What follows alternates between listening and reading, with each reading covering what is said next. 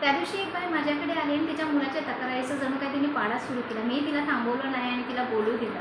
थोड्या वेळानंतर तिला मी विचारलं की तुमच्या मुलाचे एखादी चांगलं गुण सांगा. पुन्हा ती सुरू झाली, नाही हो मॅडम, त्याच्यामध्ये काहीच चांगलं नाही, तो असा आहे, तो तसा आहे, वगैरे वगैरे. तिला खूप स्ट्रेस केल्यानंतर असं लक्षात तिचा एक गुण तिने कुठेतरी त्याचं सांगितला. नंतर हळूहळू तिने त्याच्या चांगल्या गुणांची एक लिस्ट तयार केली आणि आश्चर्याची गोष्ट अशी आहे की त्याच्या तक्रारीपेक्षा त्याच्या चांगल्या गुणांची लिस्ट ही मोठी होती.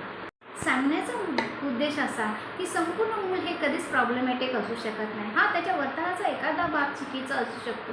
त्यामुळे त्या पूर्ण मुलाला बॅन करण्यापेक्षा त्याच्या त्या वर्तनावर फोकस करून त्यावर आपल्याला काम करायला हवे. मग अनेकदा पालकांचा उद्देश चांगला असतो की आपल्या मुलाने चांगलं वागलं पाहिजे, चांगल्या प्रकारचं वर्तन केलं पाहिजे, परंतु प्रत्यक्षात कृती मात्र उलटी होतं. आपल्याला असं वाटतं की आपण त्याला बॅड बॉय किंवा बॅड गर्ल असं म्हटल्यानंतर त्याची कृती सुधारेल, पण परिणाम मात्र उलट होता.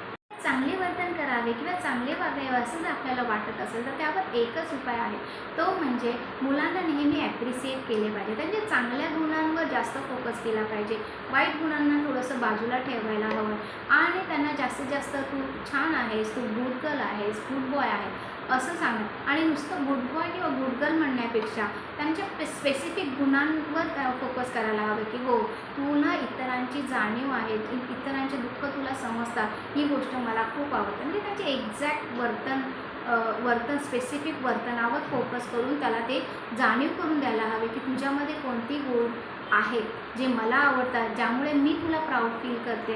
आणि त्याचबरोबर त्यांना स्वतःविषयी कोणती गुण माहिती आहे ज्यामुळे ते स्वतःला सुद्धा प्राऊड फील करतील, याची त्यांना जाणीव करून द्यायला हवी. लहान मुलांचे वर्तन हे ऑब्झर्वेशन बिहेवियर असतं, ते म्हणजे आपल्याला ते बघून शिकत असतात. त्यामुळे नेहमी आपण जे बोलतो तसेच आपण केले पाहिजे. जसं थोड्या वेळापूर्वी आपण मुलांना सांगितलं की खोटं बोलू नये, परंतु दारावर काही वेळानंतर एखादा व्यक्ती आला आणि त्याला आपल्याला भेटायचं नाही, आपण पटकन मुलाला पुढे करतो सांगतो की त्यांना सांग मी घरामध्ये नाही, तर ते मूल काय बरं आपल्याकडनं शिकेल. मुलं हे आपण मुलांसमोर आपले रोल मॉडेल असतो, ते आपल्याला बघून कॉपी करत असतात. जर आपण त्यांच्याशी शांतपणे बोलत असेल तर तेही शांतपणे बोलतील, पण आपण नेहमी त्यांच्यासमोर चिडचिड करत असतो, रागाने बोलत असेल तर अर्थात ते आपली कॉपी करणार आहे, कारण आपली मुलं ही आपली चेहरच कॉपी असतात. आपल्याला आपल्या मुलाकडून काय हवं आहे, काय अपेक्षा आहे, ह्यामध्ये आपली नेहमी क्लॅरिटी असली पाहिजे. आता उदाहरणार्थ समज लहान मुलगा आहे आणि पहिल्यांदाच तो शाळेमध्ये त्याला आपण घालणार आहोत, तर इतके दिवस तो आईवडिलांसोबत होता, म्हणजे आईवडिलांची त्याला खूप सवय झालेली असते आणि अचानक वातावरण चेंज झाल्यानंतर साहजिक आहे मूल रडणार आहे. हे गृहीत धरूनच आपण त्या मुलाची आधीच मानसिक तयारी करून घ्यायला हवी. म्हणजेच त्याला थोड्या दिवस शाळेच्या भोवती फिरवणे, त्याची तुला काही दिवसानंतर या शाळेमध्ये जायचं आहे, या शाळेमध्ये शिक्षक असणार आहेत, ते शिक्षक तुला शिकवणार आहेत, इतर मुलेही असणार आहेत आणि तू इतर मुले रडताना तुला दिसते, परंतु तुला रडायचं नाही आहे. थोड्या वेळानंतर आम्ही तुला घ्यायला येणार आहोत किंवा तुला बस घ्यायला येणार आहे, तू घरी येणार आहेस. अशा प्रकारची त्याला प्राथमिक कल्पना देऊन त्याची मानसिक तयारी करून घ्यायला हवी. टार्गेट ठरवल्यानंतर स्टेप बाय स्टेप प्रत्येक स्टेपवर विद्यार्थ्याला किंवा मुलाला रिन्फोर्स करता आले पाहिजे. उदाहरणार्थ समज मुलाला सर्वात पहिले आपल्याला अभ्यास किंवा लिखाण शिकवायचे आहे, तर सर्वात पहिली स्टेप असली पाहिजे की तो अभ्यासाला बसतो आहे, तेव्हा त्याला रिन्फोर्स करायचा आहे. त्यानंतर त्याने हातामध्ये पेन किंवा पेन्सिल पकडली आहे, रिन्फोर्स करा. त्यानंतर त्याने हळूहळू रेघोट्या मारल्या आहेत, रेषा मारल्या आहेत, आडवी आणि उभी रेष मारली आहे, रिन्फोर्स करा आणि नंतर प्रत्यक्षात लिहायला सुरुवात केली आहे.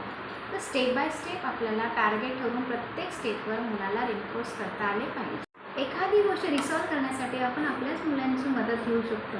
उदाहरणार्थ आता माझ्या मुलीचंच एक उदाहरण देते की मला तिने फास्ट फूड कमी खावं आणि हेल्दी फूड जास्त खावे असं वाटत होते.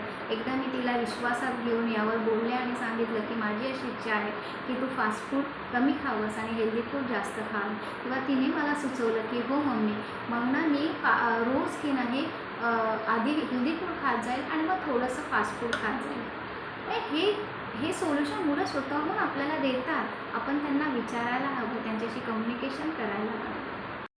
काय करू नकोस असं म्हणण्यापेक्षा काय करायला हवं हे आपल्याला मुलांना सांगता आले पाहिजे. जसे पळू नकोस असं म्हणण्यापेक्षा प्लीज हळू चाल.